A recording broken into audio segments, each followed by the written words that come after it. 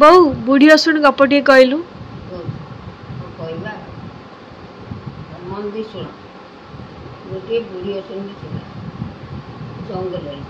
ବୁଢ଼ା ଜଙ୍ଗଲ ସେ ଘର କରିକି ରହିଥିଲା।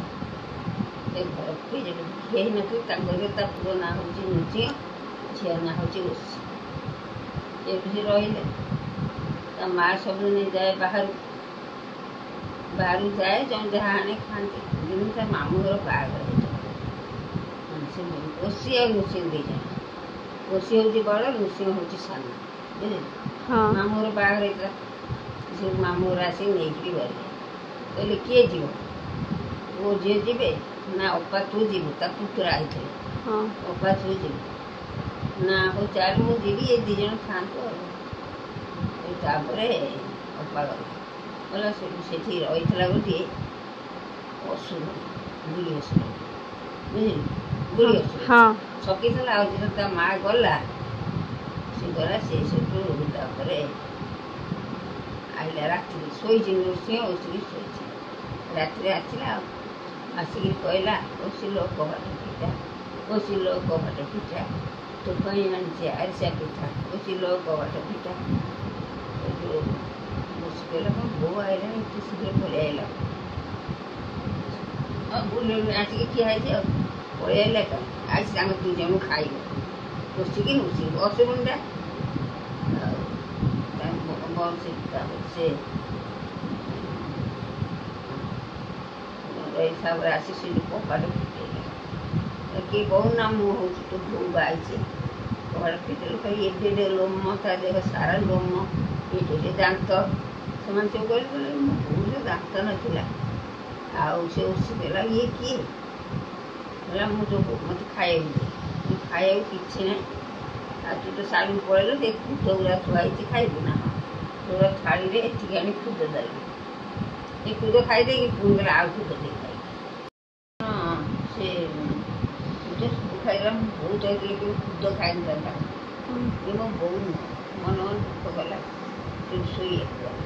ରାତି ହେଇଥାଏ, ରାତିଟା ଏକାଳେ ଶୋଇବ। ସେ ଭାବିଛି ଏ ଦୁଇ ଜଣଙ୍କୁ ମୁଁ ଖାଇବି ଆଉ।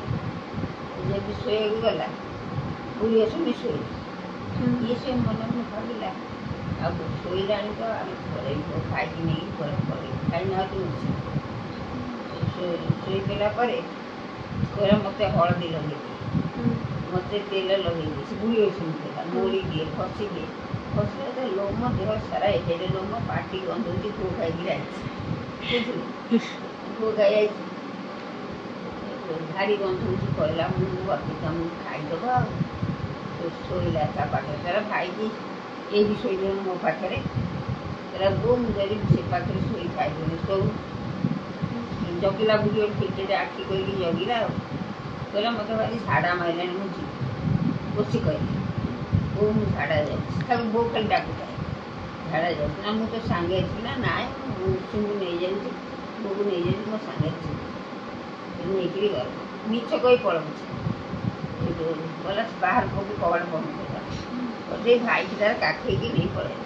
ନେଇ ପଳେଇଲା ମାମୁଁ ଘରକୁ ଏକାଥରେ। ଯେତିକି ବାଟ ନେଲା ତା ପଳେଇଲା। କ'ଣ ଆସିଲନି? ଇଏ ସେ ଖବର କହିଲା ଆଉ। କହିଲା ଏମିତି ମାମୁଁ ଘର ଇଏ ପୁରା ତୁ ପଳେଇ ଆଇଲୁ। ରାତିରେ ଗୋଟା ଅସୁରୁଣୀ ଆସିକିରି ଆମକୁ ଏମିତି କରୁଛି, ଖୁଦ ଖାଇଦେଲା। ଲୋମ କହୁଥିଲେ ତୁ ଶୁଆଇ ଦେଇଯା, ମୁଁ ଶୁଆଇଲି ଖାଇ ହେଇଥାନ୍ତା। ତାପରେ ଗଲାବେଳକୁ ମାମୁଁ ଘର ତ ବୋଉ ଅଛି ଆଉ। ସେ ମାମୁଁର 4-5 ପୁଅ ବାହାରିଲା ଅସୁରୁଣୀକି ଦେଖିବାକୁ। କେଉଁଠି ଅସୁରୁଣୀ ଯିବ? ସେତେବେଳେ ଚାଳ ଘର କରିଥିଲା। ସେ ବୁଢ଼ୀ ମା ପୁଅ 3 ଜଣ ରହିଥିଲେ। ଏମାନେ ସବୁ ଆସିଲା ବେଳକୁ ସେଠି ସେ ବୁଢ଼ୀ ବାଡ଼େଇଲେ ପିଢ଼ାରେ। ଯେମିତି ଚାଳ ଘର ପିଢ଼ା ସେମିତି କୁଟିଲେ ବଡ଼ ବାଡ଼ି। ସେଉଠୁ କହିଲେ ଓଷି ଲୋ ଗର୍ଦ୍ଧ ଖସି, ଓଷି ଲୋ ଗର୍ଦ୍ଧ ଖସି, ଆଣ୍ଠୁରେ ପକେଇକି ରଡ଼ ମଡ଼ିକି ଖାଇଥାନ୍ତି, ଆ ମୁଁ ତୋତେ ଖାଇବି।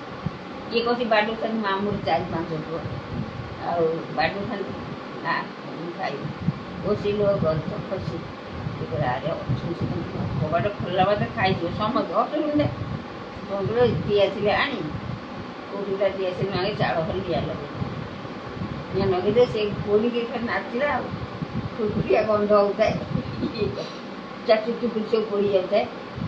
ଡେଉଁ ଥାଏ କିଛି ଚାଳ ରସୁଣ ଏତେ ମିଶି ଥାଏ ଆଣ୍ଠୁରେ ପକେଇ ରଡ଼ ମଡ଼କି ଖାଇଥାନ୍ତି କିଛି ଲୋକ କିଛି ଲୋକ ଏମିତି କହି କହିକି ସେ ଅସୁନିଆ ଲାଗିଲା ଆଉ ଚଳିଲା ପଡ଼ି ଆଉ ବାଟ ନାହିଁ ଆସିବ କୋଉଠି ଖାଲି ଚାଳକୁ ଧରିକି ଡେଉଁଥାଏ ଅସୁର ତାପରେ ବୁଢ଼ୀ ଛଟକିନି ମରିଗଲା ପଡ଼ି ସେଇଠି ପଡ଼ିଗଲା ତା ଚୁଟି ଏତେ ବଡ଼ ଚୁଟି ବାହାର আর রসুনের সেন সে পড়ছে পড়িয়ে গিয়ে পড়িଥାଏ ଯେ ସେ କବାଟ ଖୋଲା ପୁର୍ତ ଗଲା ସବୁ ଗଲାବେଳକୁ ସେ ଜାଁ କରି ପଡ଼ିଛି ଯେଉଁଠି ଭାଇ ଇଏ ସବୁ ପଳେଇ ଆସିଲା କହିଲା ଏଠି ଆଉ ଘର କରନା ଏକାଥରେ ମାମୁଁ ଘରକୁ ପଳେଇଲା ମାମୁଁ ଘର ଯାଇ ରହିବା ଏଟା ଅସୁର ଜାଗାରେ ଘର କରି ରହିଛି